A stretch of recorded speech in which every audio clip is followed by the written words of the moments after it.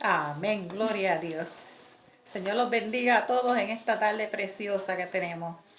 Hoy un poquito la hermana nerviosa porque por aquí hay una hermana que me está observando. Vive Jesús, que es la hermana Rosita. Dios te bendiga, Rosita. Amén, amén. Dios me la bendiga. Estamos en esta tarde y damos gracias al Señor porque estamos en Damasco. Llegamos al edificio de Damasco, gloria a Dios. Gracias, Señor, porque no son cada mañana y ya pronto vamos a estar aquí con todos los hermanos. En esta tarde tenemos el estudio número 22 y vamos a estar con el tema Dios restaura a su pueblo. Vamos a ver qué nos quiere decir este estudio de hoy. Dios restaura a su pueblo. Y primero que nada, pues vamos a dar gracias al Señor. Ya dimos gracias al Señor ahorita, que estábamos por acá con los otros hermanos y el pastor, pero vamos a dar gracias al Señor nuevamente aquí. Bien ligerito. Te damos gracias, Padre, te damos gracias, Hijo, te damos gracias, Espíritu Santo. Estamos aquí delante de tu presencia, Señor, para darte gloria y honra. Gracias, Señor, porque nuevas son cada mañana. Te damos gracias, Señor, y te pedimos que tomes control de todo lo que se haga en esta tarde, Señor. Danos entendimiento y sabiduría. Y te pedimos, Señor, que en esta hora los hermanos que oigan este mensaje, Señor, que sea de edificación para todos. Vive Jesús. Te damos gloria y honra. Y te lo pedimos en el dulce nombre de tu Hijo amado Jesús. Amén y amén. Amén. Vive Jesús.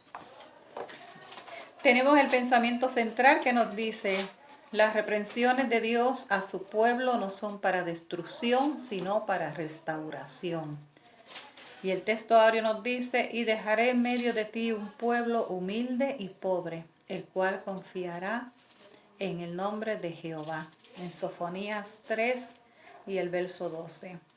Tenemos en los objetivos: saber que Dios envió a su pueblo un mensaje de advertencia por su rebeldía, concientizarse de la necesidad de vivir en armonía con Dios y regocijarse porque en Dios tenemos oportunidad de restauración. Qué lindo, ¿verdad? Porque en Dios tenemos oportunidad de restauración. Vive Jesús. También tenemos aquí unas partecitas que siempre me gusta traer algo aparte, pero que también concuerdan con el capítulo 3 de Sofonías. Es como una secuencia, el capítulo 1 y el capítulo 2 de Sofonías. En el capítulo 1, ¿verdad? Tenemos y nos dice, es una advertencia de juicio. Un juicio impetuoso y destructivo es anunciado. Una profecía de la destrucción de la idolatría cumplida en el reinado de Josías. El castigo venidero de Judá se expone bajo la figura de un sacrificio. Las víctimas representan al pueblo y los huéspedes a los invasores caldeos. Nos dice también que el juicio caerá sobre todas las clases, sobre los gobernantes, sus hijos, sobre sus siervos, que despojan al pueblo, sobre los mercaderes, sobre los que viven en lujo, indiferencia y escepticismo.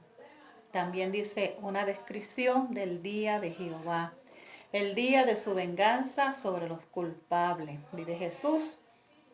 Y en esa partecita quiero leer ligerito a Romanos capítulo 12 y el verso 19, porque nos dice así: en el nombre del Padre, del Hijo y del Espíritu Santo. Amén. No os venguéis vosotros mismos, amados míos, sino dejad lugar a la ira de Dios, porque escrito está: mía es la venganza, yo pagaré, dice el Señor. Mía es la venganza, yo pagaré, dice el Señor. Entonces en el capítulo 2 también, ahí nos presenta un llamamiento al arrepentimiento. Dice, una advertencia a los impíos para que se arrepientan a fin de que escapen del juicio, ¿verdad? Viene el juicio de Dios también para estos tiempos, no solamente en el tiempo de Sofonías. Dice, una exhortación al justo a perseverar en mansedumbre, justicia, para poder ser guardados en ese día. Eso es lo que el Señor pide del justo, ¿verdad? Seguir perseverando con mansedumbre. Dice, este llamamiento al arrepentimiento vigorizado por la certidumbre de los juicios sobre las naciones vecinas. Jerusalén no escapará porque ha dejado de escuchar la advertencia enviada mediante la suerte de aquellas naciones a quienes Jehová había castigado. Y entonces el capítulo 3, que es lo que vamos a estar hablando hoy, que lleva como tema Dios restaura a su pueblo, nos dice aquí, ¿verdad? En las notas, una promesa de restauración. Dice, el juicio de las naciones en los últimos días será seguido por su conversión y la institución de la adoración universal de Jehová. Dice, Jehová purificará a Israel de quienes descansan orgullosamente en su justicia propia por causa de los privilegios de su pacto, y purificado de estos pecadores, Israel será una nación. ¿Cómo será Israel? Será una nación humilde, santa y también confiada en Dios. Bendito Jehová. Dice, Jehová quitará su mano castigadora de Israel, bendecirá al remanente, castigará a los enemigos de Israel y morará en medio de una nación restaurada y exaltada.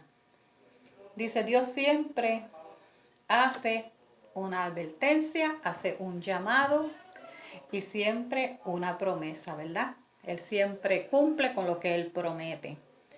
Para nosotros, ¿verdad? El pueblo de Dios, que nos dice en la palabra de Dios, sé fiel hasta la muerte y te daré la corona de la vida. Bendito Jesús. Ahora vamos para la introducción del libro. Quiero leer algunas partecitas porque es mucho, pero quiero leer algunas cositas. Nos dice aquí, por ejemplo, los eruditos en el Antiguo Testamento, principalmente aquellos que se han especializado en los profetas, han observado que algo que caracteriza a todos ellos es la presentación de un Dios en el cual resaltan dos atributos opuestos: su justicia punitiva y su tierno amor. Es parte de la naturaleza de Dios proceder severamente contra quienes pecan y ser tierno con quienes le aman y le sirven. Estos atributos divinos se manifiestan exclusivamente en su trato con los seres humanos. De todos los profetas, Sofonías es el que más recurre a este contraste entre los juicios severos de Dios y sus tiernas manifestaciones de amor. Por eso fue que quise leerle algo concerniente al capítulo 1 y el capítulo 2 de Sofonías también. Nos dice también sobre Sofonías y dice que ¿quién era Sofonías? Dice que Sofonías era bisnieto del gran rey de Judá, Ezequías. También dice que algunos creen que era el primo hermano de Josías, rey de Judá. Aquí más abajo también nos dice, si Sofonías era de descendencia real, entonces debía haber sido educado por los mismos maestros que tuvo Josías. En el estudio que hicimos anteriormente, ¿verdad?, que era también concerniente al profeta Habacuc, dice que vimos que para los tiempos de ese profeta, Asiria ya había caído bajo el poder caldeo y que la amenaza que se cernía sobre Judá era la invasión de estos. También dice, de las dos fuerzas invasoras, las más temidas por Sofonías era Asiria. Otros profetas tuvieron la misma preocupación con Asiria a saber, Isaías, Nahum. Perdón. El propósito del libro, que empieza con una nota de Lobreguez, fue prevenir al reino Judá sobre la destrucción que se avecinaba, ¿verdad? Venía juicio. Dice, denunció la idolatría que miraba en Jerusalén, donde no había habido avivamiento desde el tiempo de su bisabuelo, el rey Ezequías. Para describir la manifestación severa de Dios, usó expresiones de las cuales se valieron profetas antes que él, entre ellas el día de Jehová. ¿Verdad? En otros libros, en otros capítulos de la palabra de Dios, dice también el día del Señor. Aquí dice el día de Jehová, que esto fue un ejemplo que fue usada por Isaías, por Joel y por Amós. Bendito Dios. Ahora les quiero leer el verso 9 de la lección. Y nos dice así: en aquel tiempo devolveré yo a los pueblos pureza de labios, para que todos invoquen el nombre de Jehová, para que le sirvan de común consentimiento. Dice de pureza de labios. Y esto me recuerda una parte de la palabra de Dios cuando dice que de la abundancia del corazón habla la boca. Bendito Dios. Y aquí dice, volveré yo a los pueblos pureza de labios, ¿verdad? Unos labios puros para alabar al Señor. No pueden haber labios sucios, ¿verdad? Y pronunciar al Señor, porque el Señor es santo. Vive Jesús. Él dice, sé santo porque yo soy santo. Gloria a Dios. Aquí nos habla y nos dice también, trayendo purificación. Aquí estamos en la parte 1 cuando dice una salvación asegurada, trayendo purificación. Sofonías vivió en uno de los tiempos más turbulentos en la historia de Judá. Prueba de ello son los juicios que pronuncia contra varias naciones que se habían corrompido a grados extremos. Después de la muerte del piadoso rey de Judá, Ezequías reinó el perverso Manasés. Este fue el 14º rey de Judá.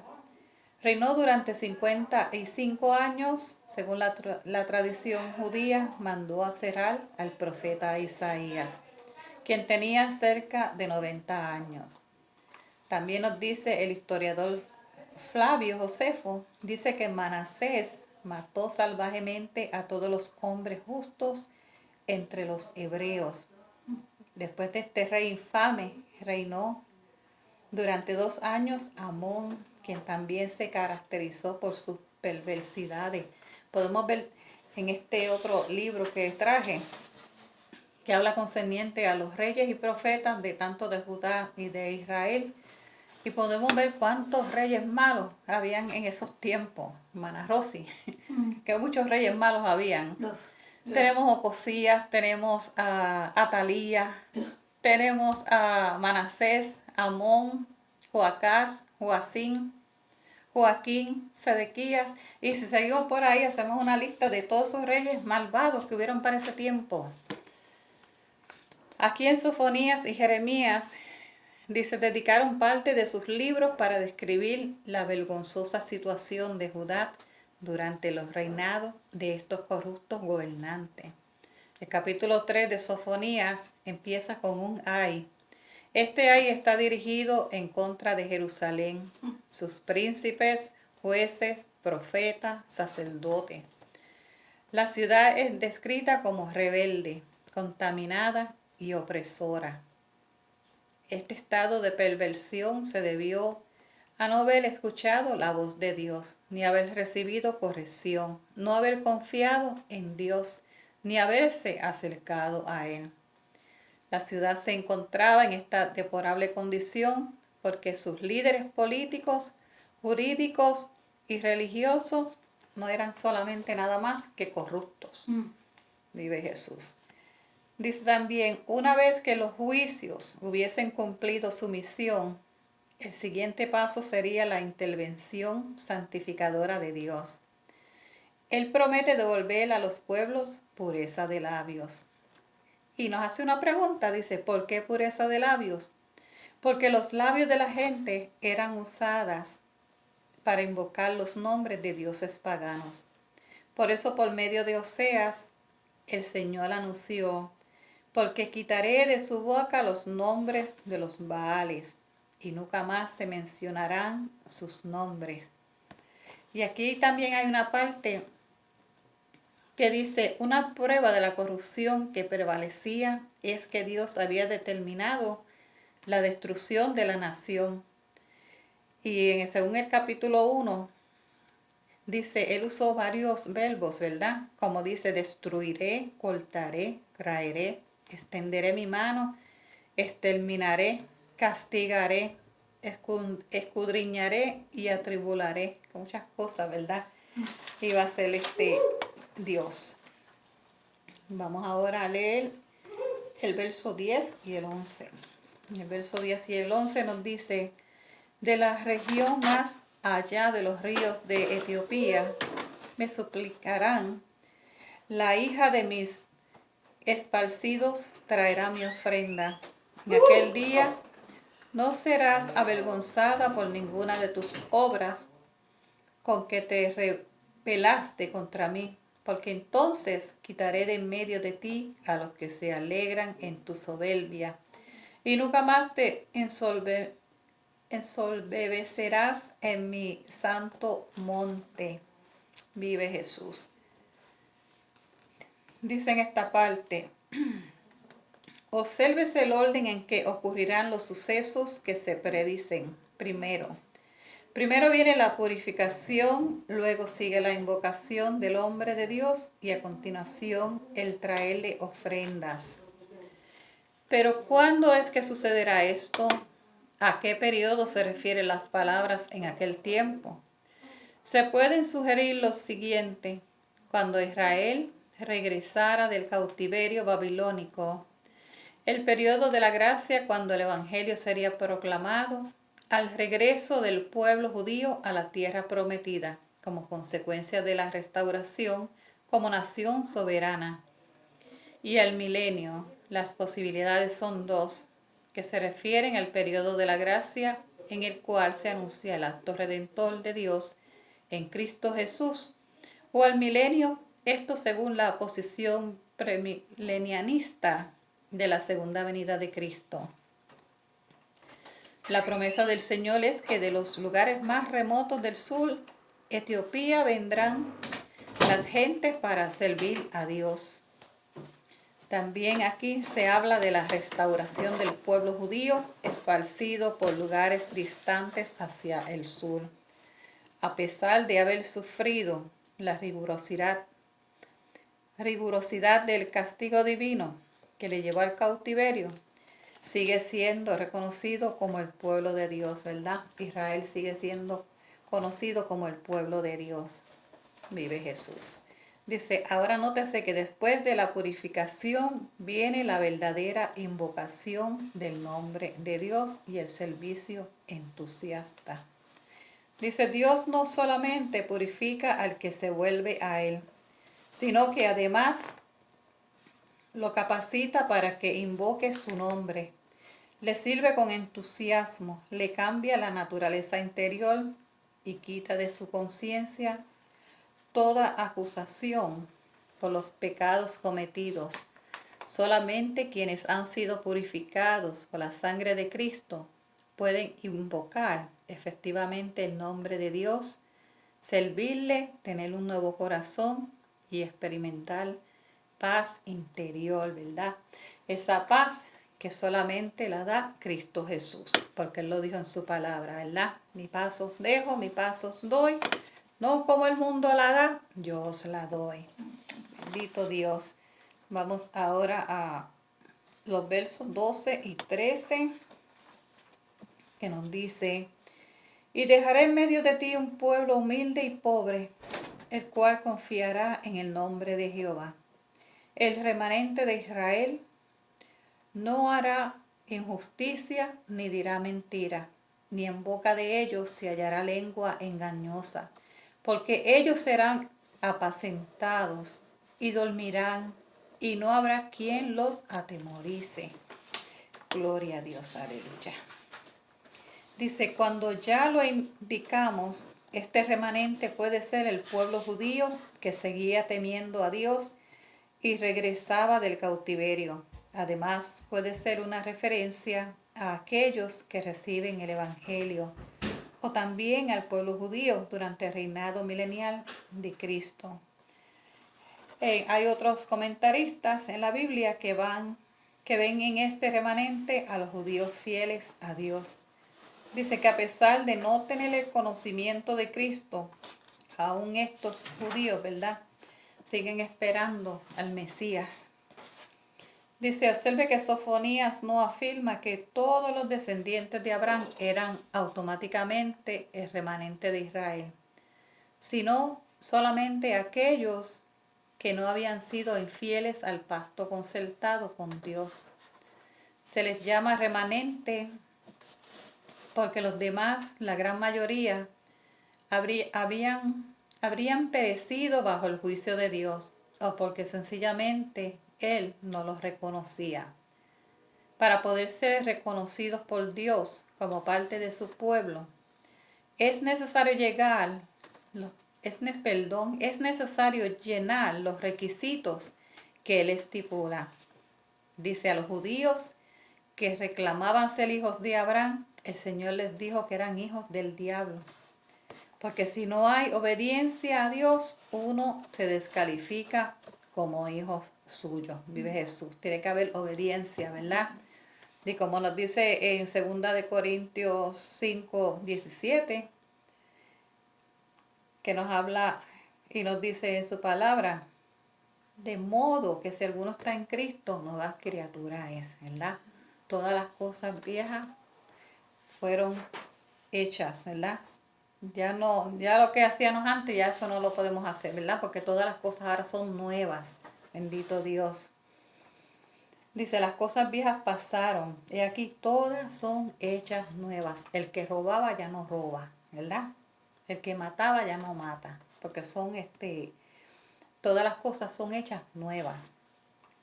Y como les decía aquí en capítulo 8 de Juan, que el Señor les llamaba hijos del diablo.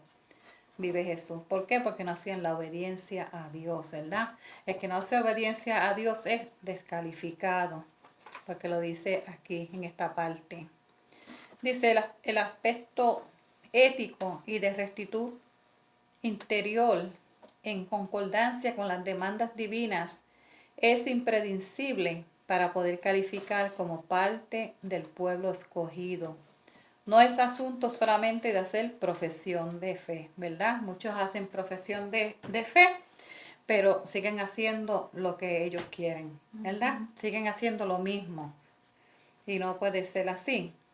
Dice, todo ese asunto solamente de hacer profesión de fe, sino de ajustarse a las características que Dios requiere. Cristo dijo al respecto, no todo el que me dice Señor, Señor, entrará, ¿verdad? Entrará en el reino de los cielos, sino el que hace la voluntad de mi Padre que está en los cielos. Esto lo pueden encontrar en Mateo 7 y el verso 21. Consideremos pues las características del remanente, esto es del verdadero pueblo de Dios. Humilde. ¿Por qué humilde? Dice, humilde es aquel que tiene el conocimiento de su bajeza y miseria y obra conforme a tal conocimiento. Cristo dijo a sus seguidores, aprended de mí que soy manso y humilde de corazón. Dice, aquí se habla de pobreza de espíritu, no económica. Esta característica nos recuerda las bienaventuranzas, ¿verdad? En Mateo 5 que dice, bienaventurados los pobres en espíritu, porque de ellos es el reino de los cielos. Amén. Santo Jesús. Dice, no en los dioses del paganismo ni en los hombres. Y seguimos ahora con el verso 14, que nos dice, canta, oh hija de Sión, y da voces de júbilo, oh Israel. Gózate y regocíjate de todo corazón, hija de Jerusalén. El verso 14.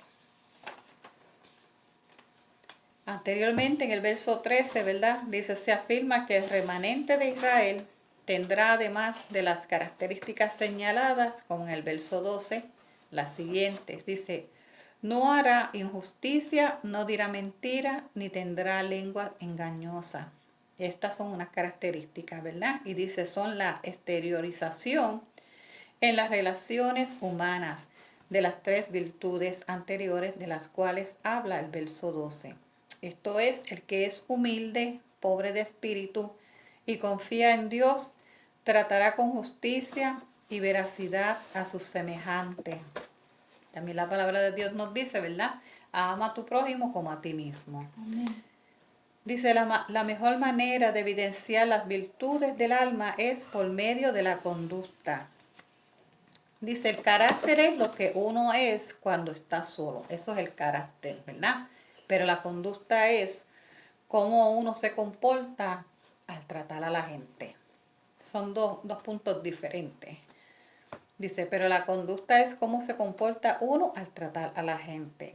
Nadie que sea injusto, ventajoso y aprovechado puede decir que es temeroso de Dios, como tampoco lo puede ser quien engaña con sus mentiras.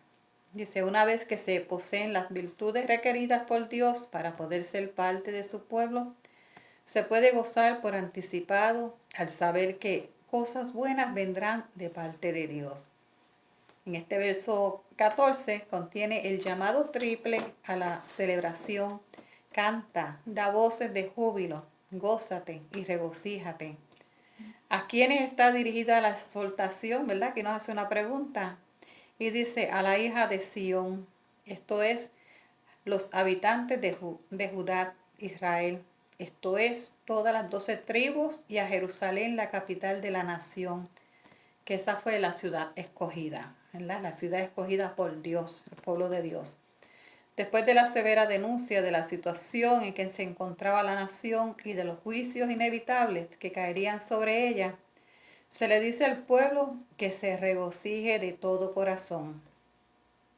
Vino juicio, ¿verdad? Pero vino también perdón de Dios para ellos. Dice, porque hubo un remanente. Dice, el remanente ha pasado por el crisol. En estos tiempos nosotros también, ¿verdad? Estamos pasando por el fuego. Tantas cosas, ¿verdad? Batallas, pruebas, enfermedades, epidemias, de tantas cosas. Estamos pasando por el fuego porque el Señor también nos está probando a ver hasta dónde nosotros vamos a seguir llegando. Bendito Dios. Dice, el remanente ha pasado por el crisol, ha sido purificado. Las barreras que impedían las bendiciones de Dios han sido quitadas y el pueblo no será ya más infiel a Dios. Zacarías pronunció una promesa divina muy parecida. Canta y alégrate, hija de Sión, porque aquí vengo y moraré en medio de ti, ha dicho Jehová. Esto se encuentra en Zacarías 2:10. Aquí también en las definiciones nos dice que Sión quiere decir fortaleza. Y también en otra parte dice que Sión se está refiriendo también al pueblo de Israel. Dice, e Isaías exclamó, regocíjate y canta, oh moradora de Sión. Como dice el corito, ¿verdad? Porque grande es en medio de ti el Santo de Israel. Aleluya, Santo Jesús. También aquí nos dice, las promesas benefactoras de Dios deben ser siempre un motivo de regocijo.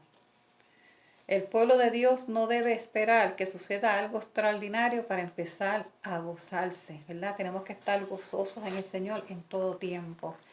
Porque nos dice también la palabra de Dios que el gozo del Señor es nuestra fortaleza. Amén.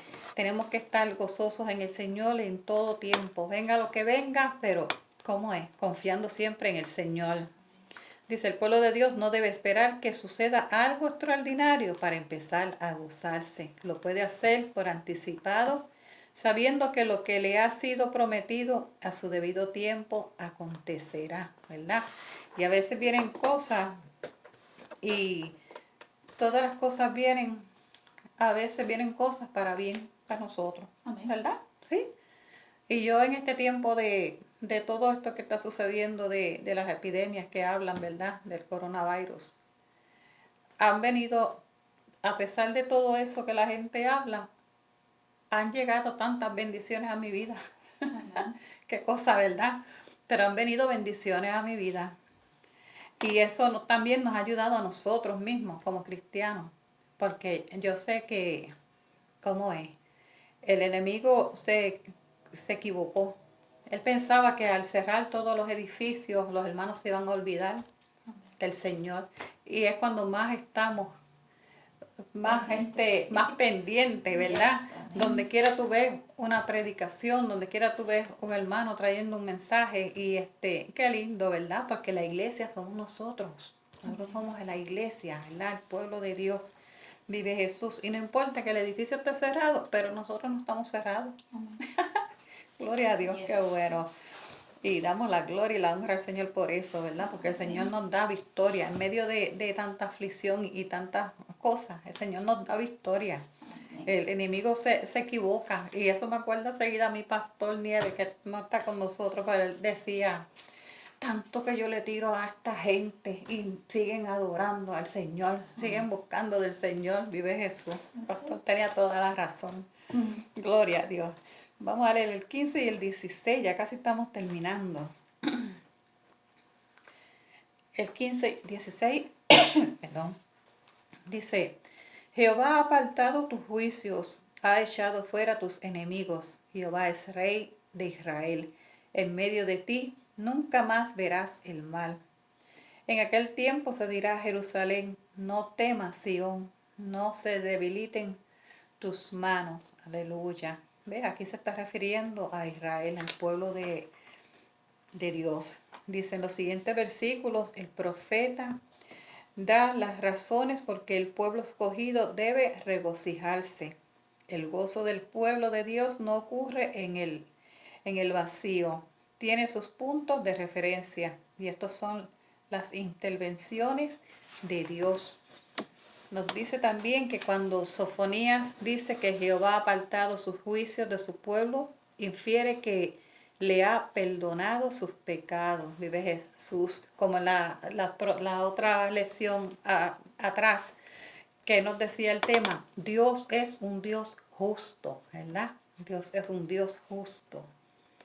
Dice, para que haya eliminación del castigo, tiene que haber necesariamente perdón de pecados. Vive Jesús. Hay una relación muy estrecha entre maldad y juicio. Si no hubiera maldad, no habría juicio. Es por eso que la Septuaginta dice, Jehová ha apartado tus iniquidades. Dice, los enemigos de los cuales habla el verso 15, dice, ha echado fuera tus enemigos. Son las fuerzas invasoras de los cuales Dios se valió para castigar a los rebeldes. Una vez que el pueblo hubiere respondido a la voz de Dios, arrepintiéndose de sus pecados, la tierra sería sanada de la plaga invasora. Ante los ojos de los profetas, toda fuerza enemiga que tomaba control de Israel era como una plaga.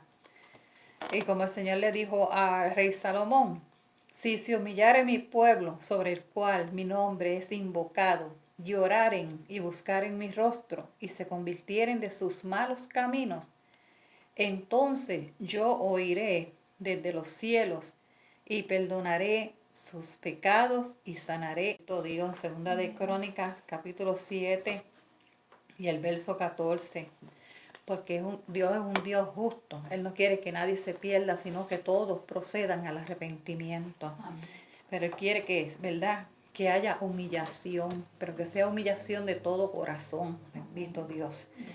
Dice, sanar la tierra aquí no solamente significa hacerla productiva, eliminando sus plagas, tales como las langostas, sino también destruyendo todo enemigo humano que controle a sus habitantes. Aquí el cristiano puede derribar enseñanzas espirituales.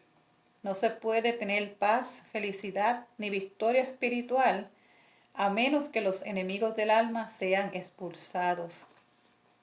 Dice, Moisés le dijo a Israel que cuando poseyesen la tierra prometida deberían eliminar a todos sus moradores, porque de lo contrario, estos los harían a ellos miserables. Dice, y si no echaréis a los moradores del país de delante de vosotros, sucederá que los que dejaréis de ellos serán por aguijones en vuestros ojos y por espinas en vuestro costado. Y os afligirán sobre la tierra en que vosotros habitaréis. Eso se encuentra en Números, capítulo 33 y el verso 55. Y también nos dice, el cristiano debe ser una persona completamente libre de sus enemigos, pero no tanto aquellos externos y físicos, sino los internos, los espirituales. Dice los malos pensamientos, los malos hábitos, los resentimientos, gustos equivocados, fantasías y aberraciones. Esos son los verdaderos enemigos del Hijo de Dios. Esos son los enemigos, ¿verdad? Los enemigos de nosotros, de Jesús. Y vamos ahora al último verso, que es el 17. Y nos dice, Jehová está en medio de ti, poderoso, él salvará. Se gozará sobre ti con alegría, callará de amor, se regocijará sobre ti con cánticos. Vive Jesús, aleluya. En esta parte, ¿verdad? Nos dice y nos habla de que en alguno de los caracteres de Dios, ¿verdad? Que está en medio de su pueblo. Y nos dice, Él está como juez que declara el indulto. Israel no es inocente ni justo. Ha sido encontrado culpable, pero Dios en su gracia le absuelve de toda culpa, de tal manera que la severidad del juicio ha sido eliminada, ¿verdad? Quitó el juicio sobre ellos. También como redentor, Él y solamente Él expulsará de la nación a los enemigos que lo tenían sojuzgadas. También como rey, las palabras Jehová es rey en medio de ti poseen un valor muy especial de acuerdo al contexto histórico. Sofonías profetizó antes de la reforma del piadoso Josías.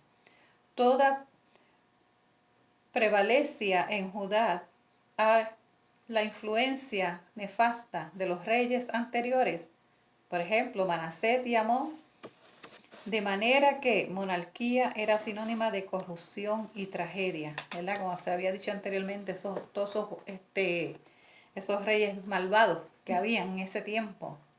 Dice, después de Josías vendrían los reinados inestables de Joacás, Joacín, Joaquín y Sedequías, y finalmente esta era la invasión babilónica.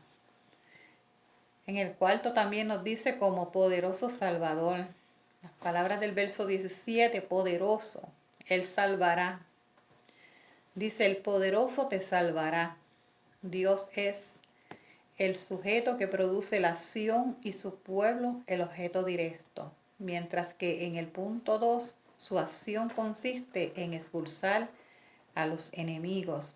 En el 4, en suplir todo lo necesario para que su pueblo sea dichoso. Y el 5, como apasionado amante de su pueblo, ¿verdad? Dios ama a su pueblo. Dice, a la palabra callará de amor. Se le han dado varias interpretaciones. Dice, el texto hebreo dice, estará silencio en su amor. Algunos piensan que el verdadero amor no tiene que andar haciendo alarde de su efecto. Existe como algo profundo e íntimo. Dice, otra interpretación es, el verdadero amor no habla de los errores del pasado. Dios nos perdona, ¿verdad? Dice que nuestros pecados lo echan a lo más profundo de la mar. Qué amor tan grande, ¿verdad? Tiene Él con nosotros, bendito Dios. Dice, sepa que el que haga volver, esta otra parte, primero que lee esto, dice, otra interpretación es, el verdadero amor no habla de los errores del pasado. Cubre multitud de pecados. Y esto en Santiago está bien importante. Santiago 5 y el 20 dice, sepa que el que haga volver al pecador del error de su camino, salvará de muerte un alma y cubrirá multitud de pecados. Qué lindo, ¿verdad? Gloria a Dios. Y vamos a leer entonces el resumen para ya concluir. Bendito Dios. Y nos dice, varias son las enseñanzas en nuestro estudio. Entre ellas, la maldad no puede quedar impune, ¿verdad? Dice, la maldad no puede quedar impune. independientemente de quien la cometa. Los juicios severos de Dios sobre su pueblo nos recuerdan que quien tiene el conocimiento de la palabra de Dios es más responsable que aquel que la desconoce. El juicio es más grande. El juicio es más grande. Dice, vemos que a lo largo de las Escrituras, los profetas que mencionaron juicio contra el pueblo de Dios a continuación anunciaron promesas de restauración. Es decir, hay esperanza para los que le obedecen y confían en Él. Hoy también, como en los tiempos bíblicos, Dios ofrece redención a los que se vuelven a Él. Dios se opone a la soberbia y a la altivez de todas las generaciones. Sin embargo, los pobres y los humildes recibirán bendición, tanto física como espiritual, debido a su confianza en Dios. La confianza en sí mismo y la arrogancia no tienen lugar entre el pueblo de Dios, ni en su reino. Dice, pecamos cuando vamos en pos de la felicidad separándonos de nuestra relación con Dios. Amén. Es como, con Dios todo o sin Dios nada. Ahí está. Esa es la clave, con Dios todo o sin Dios nada. Dice, el único que nos puede hacer en verdad felices, ¿verdad? Que es nuestro Señor Jesucristo. Dice, el único que nos puede en verdad hacer felices. Dice, Sofonías señala que el júbilo y regocijo surge cuando permitimos que Dios esté con nosotros. Qué lindo, ¿verdad? Que Él esté con nosotros como poderoso gigante en todo tiempo. Esto lo logramos al seguirlo y al obedecer su palabra. Ahí también está la clave. En seguirlo y en obedecerlo. Dice también, luego Dios se regocijará sobre nosotros con cánticos. Si queremos ser felices, acerquémonos a la fuente de la felicidad que es Dios. Y finalmente, la gracia soberana de Dios es tan grande que nos da oportunidad de restauración. Cuando Dios restaura, ¿qué es lo que Él hace? Limpia, perdona, quita el remordimiento de conciencia, habilita para que uno invoque a Dios y le capacita para que le sirva. Y por supuesto, trae cambios radicales en el carácter y en la conducta. Entonces, sí se puede cantar y regocijarse en el Señor. Bendito Dios, aleluya. Gloria a Dios. Damos gracias al Señor, ¿verdad? Por esta preciosa lección. Y que el Señor nos siga ayudando y que sea de edificación para todos. Gloria a Dios, aleluya. Y vamos entonces a regocíjate y canta, oradora de Dios. Regocíjate y canta, oradora de Sion. Regocíjate y canta, oradora de Sion. Regocíjate y canta, moradora de Sion, porque grande es, porque grande es, porque grande es en medio de ti el Santo de Israel, porque grande es, porque grande es, porque grande es en medio de ti el Santo de Israel. Amén. Gracias, Padre, gracias, Hijo, gracias, Espíritu Santo. Te damos gracias, Señor, por este momento que tú nos regalaste, Señor. Te doy gracias, Señor, por nuestra hermana Rosita, que está aquí también con nosotros. Señor, bendícela a ella y toda su familia, Señor. Oh, poderoso Jesús, te doy gloria y te doy honra. Gracias, Padre Santo, Padre amado. Tuyo es el poder y tuya es la gloria por los siglos de los siglos. Amén. Vive Jesús. Gloria a Dios. Y la semana que viene, si Cristo no ha venido, vamos a estar, Dios alienta a su pueblo. Vamos a estar en el libro de Geos. Así que el Señor me los bendiga. Y recuerden que Cristo los amo mucho, la hermana Olga también. Y shalom. Amén. Amén. Vive Jesús.